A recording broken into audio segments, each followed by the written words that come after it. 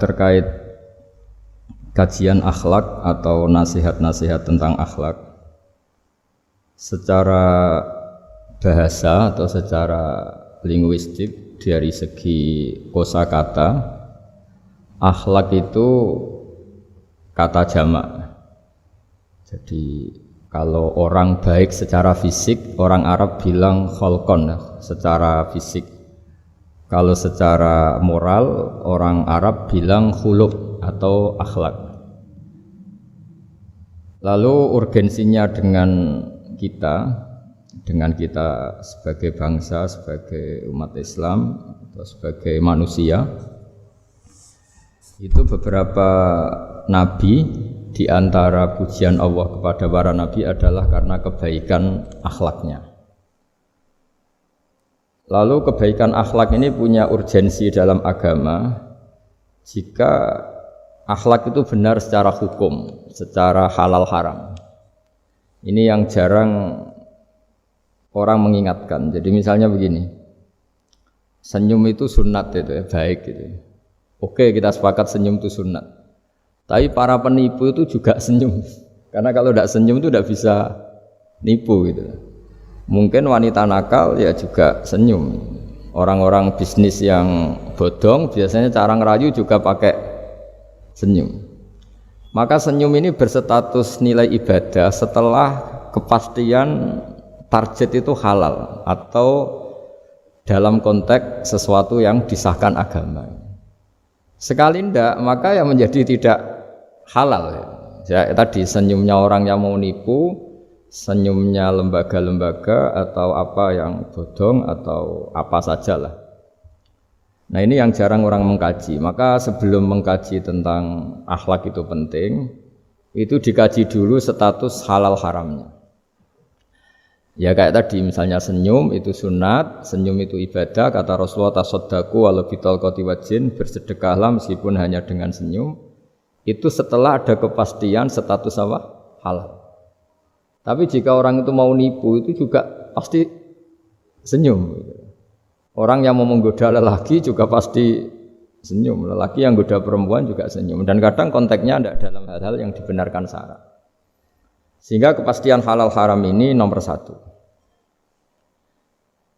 Terus kedua, akhlak ini yang menurut disiplin fikih, ini memang agak jelimet ya, tapi nanti Anda mudah memahami. Akhlak, misalnya ekspresi senyum atau ceria, itu dianggap sunat. Kalau dalam fikih dianggap sunat. Sunat itu ya tidak sampai wajib. Tapi ada konteks tertentu yang sunat ini menjadi wajib.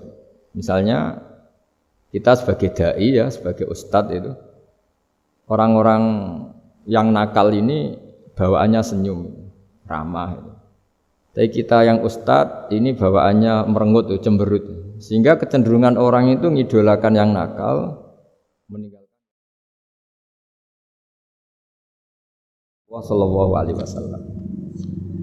Nah ini penting saya jelaskan supaya orang itu bicara akhlak. Akhlak itu tadi saya katakan, senyum itu baik, ramah itu baik. Tapi setelah status hukumnya itu halal gitu. Ya. Jadi kalau sebelum status hukum itu halal, ini ya ramahnya menjadi tidak baik. Misalnya kamu punya istri cantik, kemudian dia ramah sama lelaki siapapun, kamu kan pusing. Terus alasannya ramah itu baik. Makanya di Quran diingatkan fala takhdu'na bil qawli fayatma alladzi fi qalbihi marad. Orang-orang solihah, orang-orang yang afifah, wanita-wanita terhormat, jangan terlalu ramah sama lelaki lain karena lelaki lain yang kamu ramahin kalau kebetulan dia ada orang baik, pikiran ramah kamu ini ditafsirkan yang macam-macam. Ya, jadi ini karena saya sebagai kiai memang menekuni fikih sehingga sebelum bicara jauh tentang hukum moral itu pastikan dulu status halal haramnya, baru ada numpang hukum akhlak.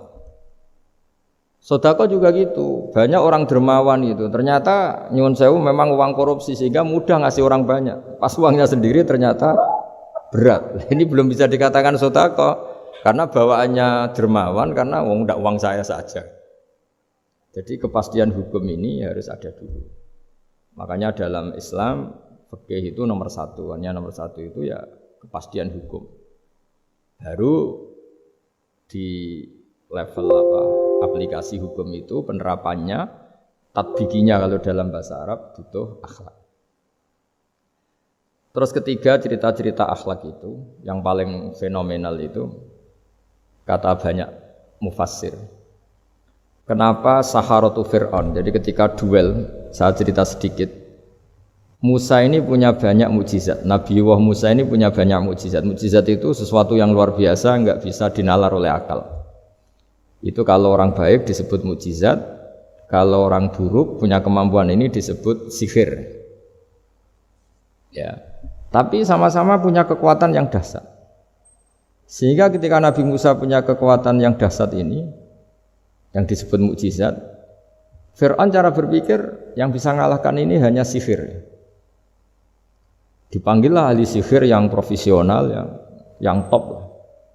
Dan mulai dulu itu wong ya seneng duit gitu. Jadi ahli sihir yang mau datang tapi berani berapa gitu. Jadi itu sudah mulai dulu gitu. Jadi sekunane kuno itu transaksinya itu ya harus berani berapa itu. Fir'aun katanya innakum idzal laminal muqarrabin. Kamu tak jamin menjadi orang dekat saya. Jadi mulai dulu kalau dukung itu ya harus dapat jatah itu. Jadi jatah orang dekat. Entah dulu itu apa menteri atau apa tidak tahu, tapi mulai dulu ya sudah gitu. Kata Fir'aun oke. Akhirnya pertarungan itu mau dimulai. Lah uniknya ketika mau dimulai itu Saharoh ini ahli sihir yang bawaan Fir'aun tadi, sewaan nih tadi, bayaran. Itu di luar dugaan Mas Andri itu malah sopan sama Nabi Musa. Ditonton orang banyak padahal. Ditonton orang banyak karena Fir'aun tuh ingin Nabi Musa itu kalah. Musa kalau dia manggil. Tapi di luar dugaan itu para ahli sihir itu entah saking haibahnya, wibawanya Nabi Musa itu jenengan dulu apa saya dulu? Monggo jenengan dulu apa saya dulu? Imma antulkiyah wa imma annahnul mulkin. Monggo jenengan dulu atau kita dulu. Jadi harusnya secara teori tarung itu semakin menteror atau ada gebrakan yang mengagetkan ini kan lebih mudah mengalahkan Musa. Tapi enggak, malah Musa ditanya, wahai Musa, imma antulqiyah wa imma anahnul mulkin. Monggo jenengan dulu atau kita dulu. Nabi Musa juga membalas yang sopan. Enggak, kalian dulu saja. Nah itu kata para ahli tafsir. Barokahnya akhlak yang dilakukan Saharatu Fir'aun ini, al-qawwa fi qulubihim al-iman. Allah saat itu juga memberi iman. Jadi barokahnya sopan sama Nabi siapa? Musa. Jadi barokah akhlak paling fenomenal dalam dunia tafsir adalah ketika Saharatu Fir'aun mendapat berkahnya adab, berkahnya akhlak sampai iman. Sehingga kalau dalam khazanah-khazanah Islam, amal yang paling mudah diterima Allah itu diantaranya satu itu akhlak, dua sedekah. Dalam cerita-cerita kitab yang saya pelajari, sedekah juga gitu. Ada orang itu saking bejatnya, dia seorang kaya raya. Itu saking bejatnya itu cara berpikir itu menurut dia ya rasional, tapi ngawur sekali. Dia punya putri cantik gitu. Ya tentu dia yang ngerawat. Terus dia ngenangen itu wong anakku ayu dirabi wong liya. Walhasil itu dia punya rencana menikahi anaknya sendiri. Itu kan sebejat-bejatnya orang. Dan dia cara berpikir itu begitu, memang namanya orang Majusi, tidak beragama. Tapi ketika dia, banyak ulama yang bilang namanya orang ini Bahrom. Tapi siapapun namanya itu, cerita ini populer di literasi, di khazanah-khazanah atau di referensi kita. Pas malam pertama mau menggauli putrinya, ada janda sepuh itu notok pintunya ya, supaya dikasih sedekah. Itu anehnya dia itu tergerak untuk memberi. Ketika mau memberi, si janda ini berubah pikiran. Wong saya ini muslimah kok minta orang kafir. Tidak jadi minta, tapi lari. Ketika dikejar lari. Setelah di rumah melihat anak-anaknya itu menangis, Mas Andri, kembali lagi minta. Setelah mau dikasih, lari lagi sampai 3 kali. Singkat cerita si Bahrom ini lalu tetap ke rumahnya dan ternyata mendengar anak-anak menangis karena kelaparan. Dia tergerak hatinya, itu membawa cara Indonesia, membawa beras sendiri, membawa roti sendiri, semua keperluan itu dicukupin, dibawa sendiri, diantarkan. Dan uniknya saat itu juga dia berpikir waras langsung, nggak ingin lagi menggauli anaknya, nggak ingin lagi. Jadi barokahnya sedekah itu dilakukan orang kafir, itu langsung ada berkah. Sampai saat itu dia iman dan hebatnya ada seorang wali di era itu mimpi disuruh menghormati si Bahram ini, bahwa ini umat saya, ini walhasil itu sampai diapresiasi. Nah, lagi-lagi kembali ke sedekah. Jika ada orang netral, misalnya orang netral ya diajak baik ya mau, diajak buruk ya mau, belum punya perpendirian, juga belum punya karakter, belum punya status yang permanen, ya solehnya masih amatir, faseknya ya masih amatir. Kemudian terus ada kompetisi, alam raya ini kan kompetisi. Ternyata yang tukang sedekah, yang mudah memberi itu yang fasik. Yang ini pelit. Jangan-jangan kita disalahkan Allah ketika orang yang netral ini jadi orang fasik. Karena apa? Kenangannya dengan orang fasik mendapat keenaan sedekah atau servis. Kenangannya sama orang soleh tidak mendapat. Malah dikongkon terus jadi panitia pengajian, kan kesel. Nah, kalau dibebani terus. Sehingga di antara ciri agama ini qalilul ma'unah, agama ini harus berbiaya murah. Itu hal-hal yang harus kita perhatikan. Nah, kecuali ini sudah orang yang punya karakter, memang sudah orang soleh, memang bawaannya ingin mendukung yang kanan, yang ahlul yamin, ya, hanya suka kebaikan. Ini kan kita bicara orang yang belum punya karakter. Kalau yang soleh kan karuan, dirayu yang ini sudah tidak mau, meskipun yang ini ngel-ngelo terus tetap nggak masalah yang kanan ini. Nah, ketika kita ngelola anak Mas Andri ini, Mas Dwi, ini karena yang ada jadi saya pakai contoh.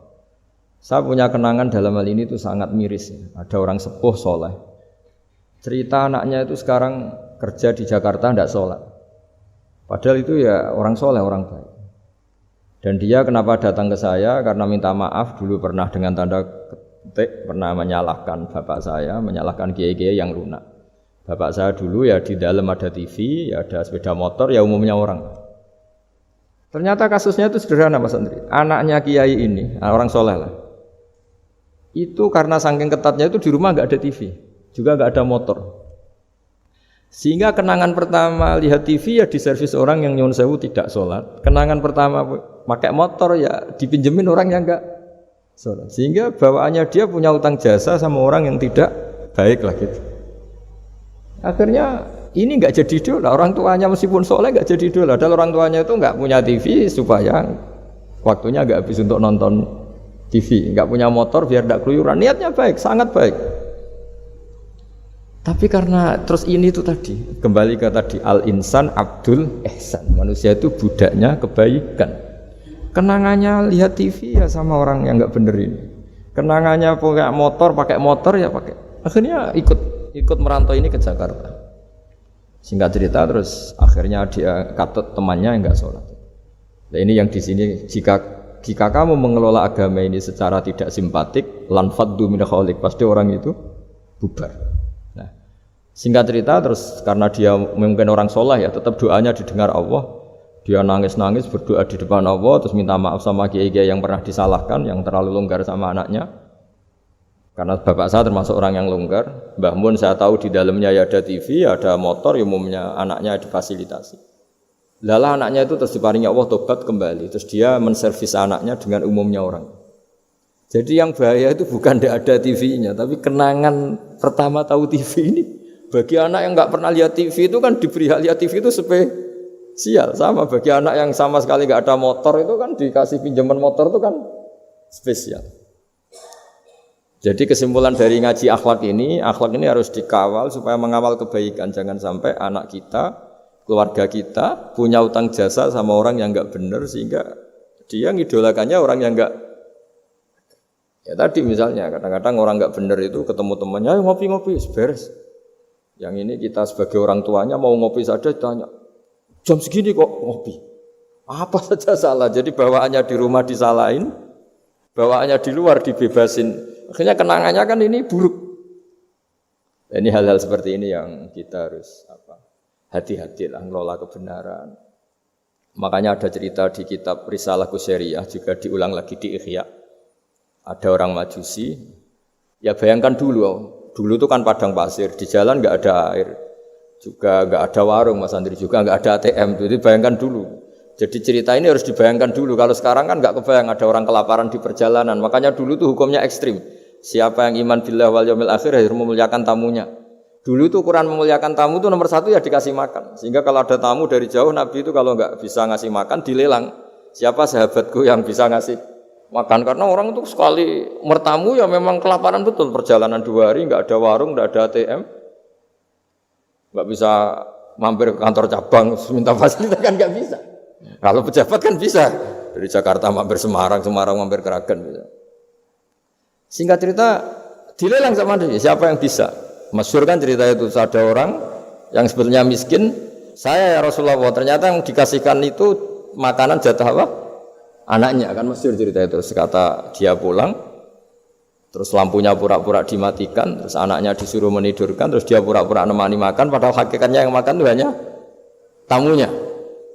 Saat itu juga Allah menurunkan wahyu kepada Rasulullah SAW. Allah memuji perilaku sahabat ini karena bisa ngasih makan tamu. Jadi dulu itu yang namanya tamu itu kalau nggak dihormati taruhannya nggak iman, karena nasibnya sampai seperti ini karena dulu seperti itu. Nah, kembali lagi ke cerita tadi.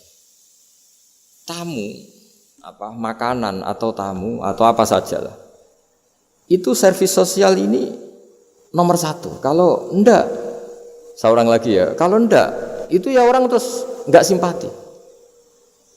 Nah, sehingga karena taruhannya seperti itu sampai Allah lewat binaan kekasihnya, maka na yu'minu billahi wal yaumil akhir falyukrim dhaifa. Singkat cerita suatu saat Nabi Ibrahim itu punya tamu, orangnya Majusi. Majusi itu enggak mukmin. Majusi itu lebih buruk ketimbang Yahudi, lebih buruk ketimbang Nasrani karena ada ahli kitab sama sekali. Kalau di Quran kan dibedakan, ada kafir ahli kitab yang masih percaya Tuhan, yaitu Yahudi Nasrani, ada yang sama sekali sudah tidak percaya Tuhan. Itu Majusi, enggak punya kitab. Orang Majusi datang ke Nabi Ibrahim karena beliau terkenal Abu Duyuf, bapak dari segala tamu. Beliau itu enggak mau makan kecuali bareng tamu, bareng anak yatim, saking solehnya Nabi Ibrahim. Saya ulang lagi, bayangkan dulu, memang makan itu luar biasa. Sekarang kan biasa karena tamu sudah makan dulu di warung, nginepnya di hotel, malah kadang disuguhi udah mati makan karena enggak selera, ribet malah tamu sekarang. Malah komplain bila perlu sudah ribet.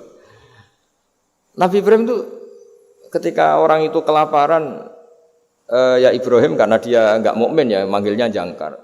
Tolong hari ini saya kasih makan. Enggak, hatta tu'mina, sehingga kamu iman. Singkat cerita orang ini frustasi karena ini tokoh ya. Nabi Ibrahim itu tokoh besar muslim ya tentu. Akhirnya dia putus asa. Putus asa terus sudah walla itu sudah balik kanan, sudah ngelunyur saja meninggalkan Ibrahim karena sudah putus asa lah. Saya Majusi, dia Nabi, dia tokoh Islam, pasti tidak ngasih makan. Apa yang terjadi?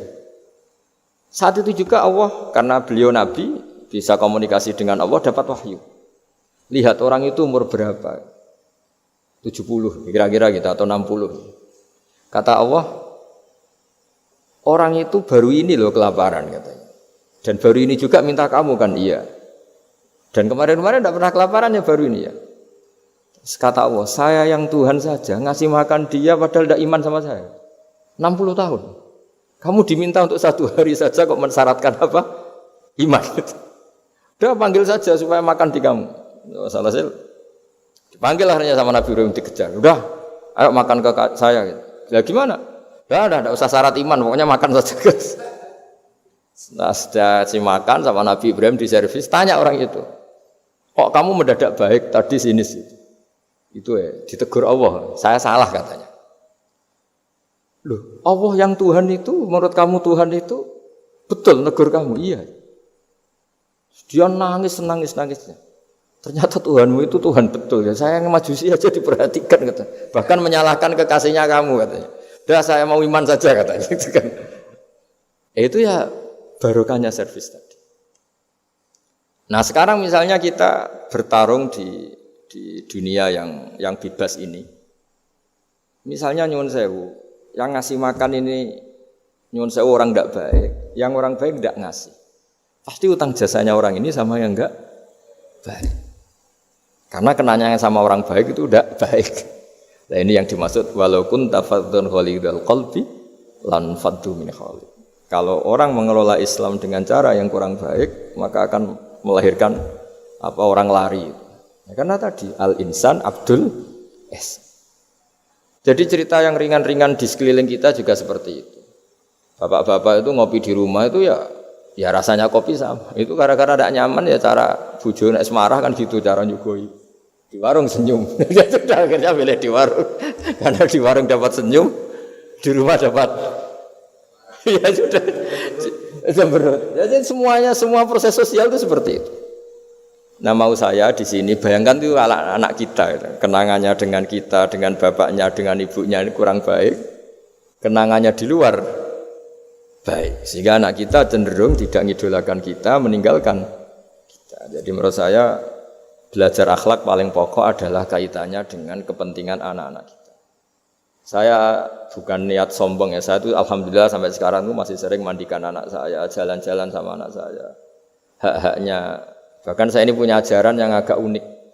Tapi istri saya sudah menerima dulu ya sempat janggal-janggal itu iskal, tapi sekarang sudah menerima. Saya punya anak yang biasa ikut adik saya, adik Fuad itu masih kelas 2 SD. Mulai kelas 1 SD, mulai kelas 2 saya bilang, kalau kamu ingin jajan, bapak pas tidur bangunkan. Padahal anak saya itu punya santri, punya banyak yang bantu lah.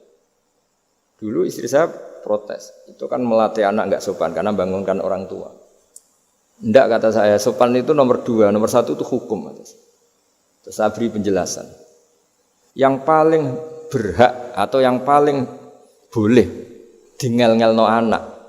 Dingel-ngelno anak itu ya diganggu anak. Itu ya orang tuanya. Masa anak mau jajan yang harus ribet pembantu, mana anak mau jajan yang harus ribet orang. Yang paling boleh diganggu oleh anaknya ya orang tuanya. Itu hukum kata saya. Akhlak nomor 2. Sehingga barokahnya hukum itu, saya ulang lagi, barokahnya hukum itu, kalau anak ini terpaksa pembantu itu pas lalai, pas kita tidak nyalahkan, kan kewajibannya di kita. Akhirnya kita menjadi tahu, baru istri menjadi tahu, yang paling berhak diganggu anak ya orang tua. Itu hukum. Nah akhlak itu baru nomor 2, ganggu itu ya dikira-kira lah pas bangun atau pas rileks. Tapi itu nomor 2, itu namanya moral. Moral itu sunat. Tapi kalau hukum itu nomor 1. Sehingga akhirnya orang tua, anak ini senang. Betapa baiknya orang tua kita, pas tidur saja dibangunin mau, demi kepentingan dia. Akhirnya anak ini punya kenangan baik sama orang tua. Pas tidur saja bapak diajak mau. Apalagi pas happy. Nah karena kenangannya baik, ya idolanya orang tuanya. Ketika idolanya orang tuanya dan kita orang baik, mau ngajak sholat ya gampang, mau ngajak ngaji ya. Bayangkan kalau kenangannya dia dimintai uang nggak boleh, bentak, salah jam kayak atau salah jadwal atau apa, salah momentum, masa anak kecil diwalate salah, pakai momentum pakai apa? Nah, ketika kita ngangkon belajar sudah susah karena kenangannya ndak baik. Jadi kunci daripada ini makanya saya bilang berkali-kali.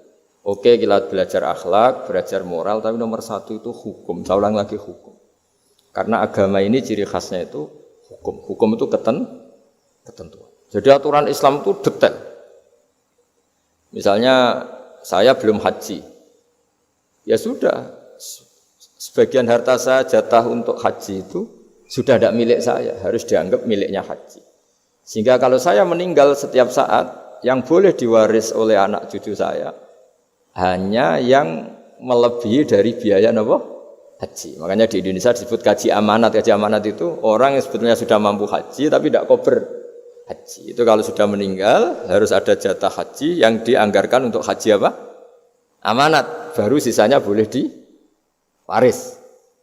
Karena ini hukum. Nah nanti di akhirat juga Allah pakai hukum. Kalau ada anak enggak sholat, yang pertama disalahkan orang tuanya. Kenapa ini tidak sholat? Semua kesalahan anak-anak kita adalah dibebankan ke kita. Ya, jadi saya mohon cerita-cerita akhlak ini Jangan sampai hanya nyuwun sewu moral dengan arti kenyamanan sosial, tapi kembalikan ke Allah dan apa? Rasul. Sehingga ini yang terakhir saya cerita hadis yang populer sekali. Ada 3 hadis yang populer dan ini sampean semua pasti hafal. Maka na yu'minu billahi wal yaumil akhir fal yukrim jarahu. Terus ada yang fal yukrim dhaifahu. Terus yang ketiga fal yakul khairan aw liyasmut. Berkata baik atau kalau enggak bisa berkata baik ya apa dia. Nah, itu uniknya Islam itu apa, Mas Dwi? Uniknya Islam itu tidak pernah membolehkan umatnya terdikte oleh sosial, Mas Andri, enggak boleh. Tapi hanya terdikte oleh ketentuan Allah dan Rasul. Jadi Allah cara ngendikan, kalau kamu iman kepada Allah dan Rasul. Iman kepada Allah artinya apa? Allah memerintahkan kita berbuat baik sama tetangga, sama tamu. Maka lakukan itu. Sekali tidak demi Allah dan Rasul, berarti Anda didikte oleh hukum sosial. Kalau tetangga baik ya kita baik, kalau dia buruk ya kita ikut buruk. Itu artinya apa? Kita tidak didikte oleh hukum Allah dan Rasul, tapi didikte oleh hukum apa? Sosial. Islam itu agama yang hubungannya manusia itu dengan Allah, bukan dengan sosial. Sehingga ketika baik sama tetangga pun itu karena perintah Allah. Sehingga kalau suatu saat kecewa tetangga kita itu kurang ajar misalnya, ya kita tetap nyaman saja karena kita baik itu atas perintah Allah. Makanya masyhur di kalangan ahli hadis ada dawuh Nabi, la takunu imma'atan. Taquluna in ahsanan nas ahsanna wa in dzalamuna dzalamna. Kamu jangan jadi orang yang didikte sosial. Kalau orang baik kamu baik, kalau orang buruk kamu ikut buruk. Itu namanya orang yang enggak punya prinsip. Tapi walakin wattinu anfusakum, kata Rasulullah. Kuatkan prinsip kamu, jika manusia baik kamu akan baik, dan manusia ketika buruk kamu pun tetap ingin baik. Nah, dengan demikian itu berarti kebaikan kamu itu atas perintahnya Allah dan Rasul, bukan atas nama sosial. Sehingga misalnya ada orang birrul walidain, ibunya bawaannya cerewet, mbahnya cerewet, ya tetap baik. Tapi kalau kamu didikte sosial, sekali ibu kamu bawel, males lah ketemu ibu bawel. Nah, ini berarti kamu belum didikte Allah dan Rasul, tapi didikte itu hukum apa? Sosial. Sehingga untuk menutup mauidhah ini, saya sering cerita di mana-mana di kitab Ihya itu ada cerita, ada seorang pemuda yang kurang ajar sekali itu. Ada kiai dipanggil, Pak Yai silahkan ke rumah saya. Ya kira-kira cara sekarang mungkin 500 meter datang. Setelah sampai depan rumahnya, sudah Pak Yai saya tidak punya kebutuhan sama kamu. Itu kiainya senyum, rileks. Setelah sampai rumahnya dipanggil lagi, Pak Yai mohon ke rumah saya. Kiainya ke situ lagi asik kan. Terus setelah sampai rumahnya pemuda tadi, sudah pulang aja saya tidak butuh kamu. Sampai 3 kali. Dan kiainya tuh asik, ceria gitu. Pemuda itu kagetnya bukan main. Kenapa Pak Kiai tidak tersinggung? Malah senyum-senyum. Jong kata orang Jawa ini. Ini cerita di Ihya. Saya tuh senang sekali nuruti perintah Allah. Allah menghentikan, saya disuruh hormat tetangga. Lah kamu tetangga saya. Dan saya alhamdulillah bisa nuruti karep kamu. Disuruh ke kamu, saya ke kamu. Dan sekarang karep kamu saya pulang, ya saya pulang. Syukur sekali hari ini saya bisa nuruti perintah Allah sampai 3 kali. Nangis pemuda itu. Loh kalau kamu kan kamu tampar, ini kan pelecehan ya. Itu kan kurang ajar betul, kiai digambar. Tapi wali-wali itu enggak berpikirannya tidak seperti itu. Kalau kamu tidak wali ya memang aneh pikiran itu, tapi yang benar ya itu. Nah, jadi lewat ngaji ini saya mohon dah semua teman-teman yang di BI maupun seluruh kita, akhlak itu nomor 1. Dengan makna tapi setelah kepastian hukum. Setelah kepastian hukum. Jadi misalnya senyum itu sunat karena kita merayu mitra bisnis untuk bisnis yang halal. Tapi kalau bisnis kita bodong, ya semua orang yang ingin nipu kan ya pasti senyum lah. Berarti yang pahalanya besar ya orang-orang penipu karena senyumnya lebih sering timbang yang enggak nipu. Jadi artinya akhlak itu menemukan momentum sebagai ibadah setelah ada kepastian hukum halalnya. Tapi kalau nggak ada kepastian hukum halalnya, ya ini senyum itu dievaluasi tadi. Misalnya orang ngerayu juga harus senyum, orang nipu juga harus senyum. Ini yang mungkin banyak diabaikan. Saya kira demikian dan mohon maaf karena sebetulnya kalau andaikan tadi jalannya normal mungkin saya nggak terlambat. Itu kan banyak lubang-lubang karena itu biasanya kan karena hujan itu. Tapi ya saya suka tetap terlambat biar keren pernah nunggu kiai. Jadi kalau dalam teori agama itu sama kok.